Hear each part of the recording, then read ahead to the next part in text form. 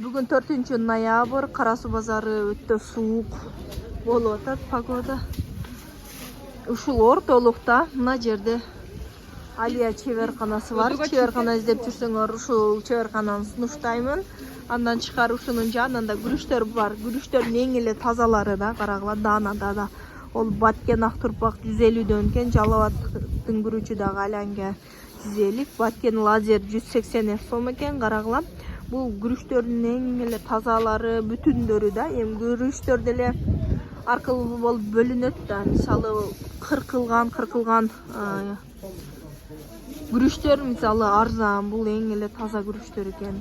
Ошон үчүн мындай кызыл күрүчтөр кымбат экен да. Буга чейин YouTube'га мен 140-150 сомдон ушундай кызыл күрүчтөрдү тартып киргиздим эле го. Баары бир мындай разницасы болот да. Мындай чайлар бар экен. 85 сомдон байжи.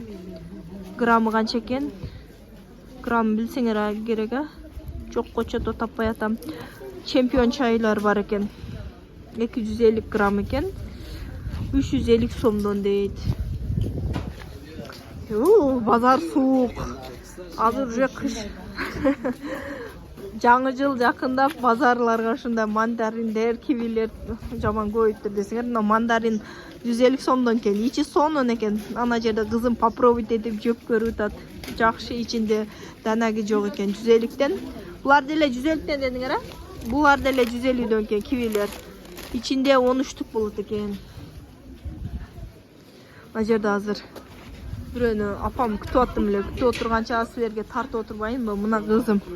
Кокуй кызым эмне тартып атам десеңер. Мандарин жеп отурат бул кыз. Ана жерде мандаринди алып. Башка базарды тарта албаймын. Мындай гүлдөрдү дагы сатып атат экен базарлардачы. Күз келип гүлдөр экен. Болду эми башка жака барып тарта албайм, мына жерде кызым карап отурам да.